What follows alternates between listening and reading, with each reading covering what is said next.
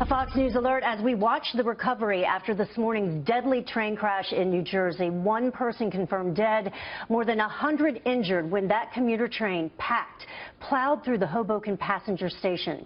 Dozens of passengers were taken to the hospital with various degrees of injuries, but the good news is that it appears a great many of those injuries are turning out to in fact be minor. Well, that Hoboken station is one of the busiest transit hubs in the nation, just west of course, the biggest city, New York. Brian Yennis continues our live coverage for us from the scene. So, Brian, what are you hearing there? What's the latest?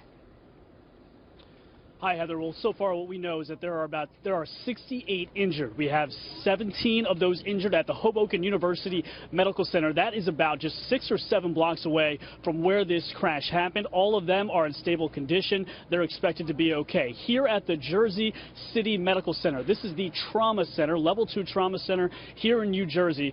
40 of the 51 victims that are here are those that are the walking wounded. They have the cuts and the bruises and the lacerations. They are set up in the cafeteria triage center. 8 are in less serious condition but serious condition, and 3 are in the most serious condition.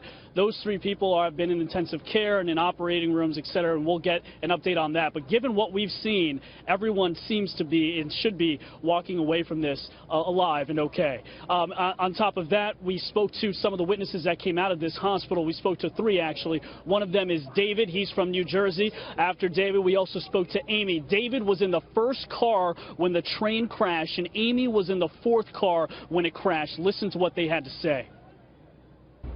Standing, sound, lights went out and just didn't stop, and people were falling over who were standing, and then it just, the roof came down, the roof of the train like popped down, caved in. How close was that to you? I was right there. It was like I was standing like right next to where I was. It was surreal.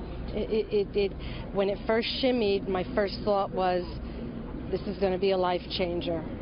And then the impact came, and it is a life changer for everybody. Why did this crash happen? Do you know? It was coming into the station faster than normal. Usually it crawls when it comes into the station. And it was overcrowded because there was a car short. I only hope that whoever was running the train or driving the train had a medical problem which caused this to happen, and that it wasn't anything other, because it's too tragic for everyone.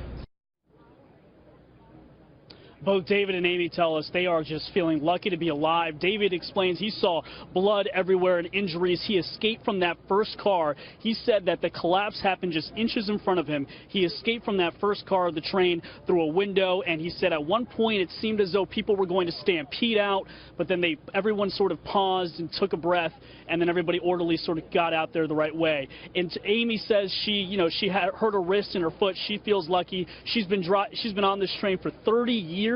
She is now, though, scared about getting on the train now, given what she's went through. She said her train was actually pushed on its side. But again, some pretty harrowing accounts from just two of the many, many victims of this crash. Heather? Yeah, certainly. Brian, I did want to ask you, in terms of all of the injured that are at these 2 different hospitals, do we know how many were on the train, how many were standing in the terminal itself, and do you know about the extent of the injuries of those 3 that you said are the most serious at this point?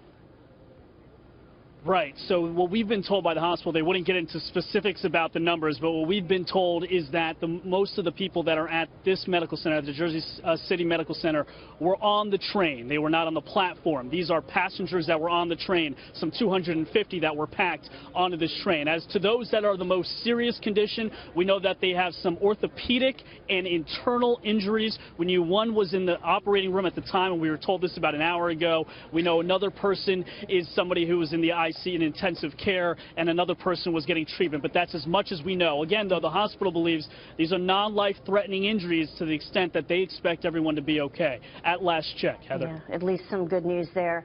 Thank you so much, Brian Yennis, reporting live for us.